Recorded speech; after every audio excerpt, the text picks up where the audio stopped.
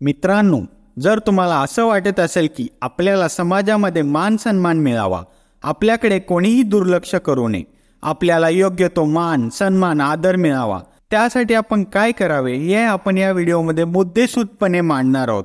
त्यामुळे आपण हा व्हिडिओ पूर्ण पाहावा. या व्हिडिओमध्ये आपण आपल्या आयुष्यामध्ये कोणते बदल घडवून आणून ज्यामुळे आपल्याला समाजामध्ये मान सन्मान मिळेल ते मुद्दे आपण पाहणार आहोत. यामध्ये सगळ्यात पहिला मुद्दा आहे नीटनेटकं राहणे. गबाळ्यासारखे राहणाऱ्या व्यक्तीला लोक कधीच इज्जत देत नाही. जे लोक स्वतःला स्वच्छ आणि फिट ठेवतात त्यांच्याकडे लोक वेगळ्या नजरेने बघतात. म्हणून सगळ्यात आधी आपल्या व्यक्तिमत्वात सुधारणा घडवून आणण्याचा प्रयत्न करा. नेहमी चांगले कपडे घालून स्वतःला प्रेझेंट ठेवा. तुम्ही कितीही ज्ञानी असले तरी सगळ्यात आधी लोक तुम्हाला डोक्यापासून पायापर्यंत बघत असतात आणि जर आपला पेहरावच चांगला नसेल तर लोक दुर्लक्ष करतात आणि मग कोणीही तुमची रिस्पेक्ट करत नाही. दुसरा बदल हा राहील की कोणालाही घाबरू नका. जर तुम्हाला लोकांमध्ये स्वतःची इज्जत वाढवून घ्यायची असेल, लोकांनी रिस्पेक्ट द्यावा असं वाटत असेल तर कधीच कोणाला घाबरू नका. अशा वेळी तुम्हाला भगवान श्रीकृष्णांनी गीतेमध्ये सांगितलेले शब्द लक्षात ठेवायचे आहेत की कोणीच तुम्हाला मारू शकत नाही, कोणीच तुमचे काहीच वाकडे करू शकत नाही. फक्त तुम्ही कधीच चुकीच्या मार्गाने जाऊ नका व चुकीचे कार्य करू नका.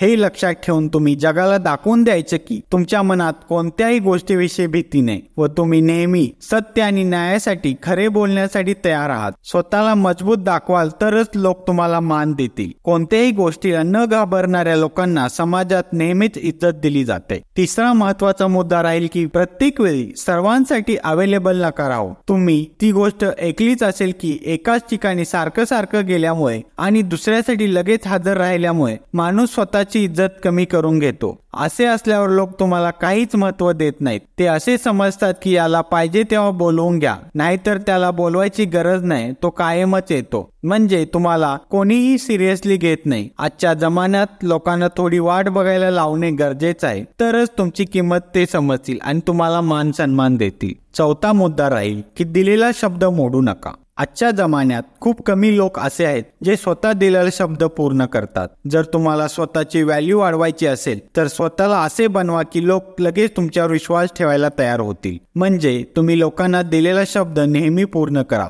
तुम्ही जर एखाद्याला शब्द दिला असेल तर ती गोष्ट तुम्ही पूर्ण केलीच पाहिजे. अशा व्यक्तींना लोक खूप महत्त्व देतात व त्यांची इज्जत करतात. पाचवा मुद्दा आहे की तुम्ही वेळेचा सदुपयोग करा.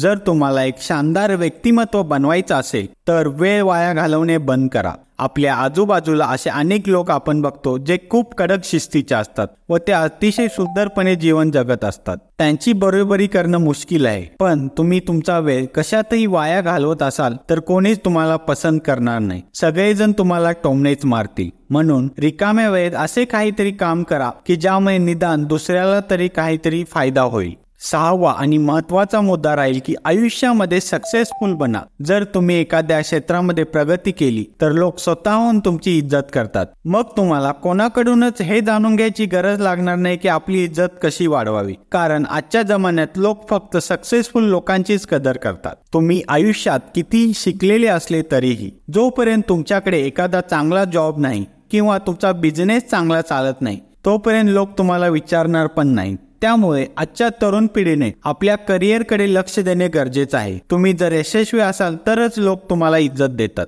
सातवा मुद्दा राहील की सडेतोड उत्तर द्यायला शिका. आजकालचा जमाना असा आहे की कमजोर व्यक्तीला दाबून टाकण्याचा प्रयत्न केला जातो आणि एकदा का आपल्या समोरच्याला घाबरून राहिलो तर ती व्यक्ती मुद्दाम तुम्हाला नेहमीच दाबून टाकण्याचा प्रयत्न करते आणि मग त्यांना बघून लोक पण तुमची मजा घ्यायला लागतात. असे झाल्यास आपण लगेच याला विरोध केला पाहिजे. जर कोणी भांडणाच्या आवेशामध्ये तुमच्याशी बोलत असेल तर तुम्ही त्याच्या डोळ्यात डोळे घालून त्याला सडेतोड उत्तर दिलंच पाहिजे. त्यामुळे आपल्या वाट्याला कोणी जाणार नाही आणि लोकांमध्ये आपल्याविषयी भीतीयुक्त दरारा आणि इज्जत राहते. आठवा महत्वाचा मुद्दा राहील की आपली कमजोरी ही कोणाला सांगू नका. एक मजबूत माणूस तोच असतो जो आपल्या आयुष्यात आलेले दुःख एकटाच सहन करत असतो, पण आपल्या आयुष्यातले सुख इतरांसोबत वाटून त्यामध्ये सगळ्यांना सहभागी करून घेतो. अशी व्यक्ती खरोखरच मान सन्मान देण्याच्या लायक असते, कारण हा एक खास गुण आहे जो सगळ्यांमध्येच नसतो. आजकालचे लोक दुसऱ्यामध्ये फक्त कमजोरी शोधत असतात की आपण त्याची कमजोरी पकडू आणि सगळ्यांसमोर त्याला बेइज्जत करू, त्याची खिल्ली उडवू, त्याला त्रास देऊ.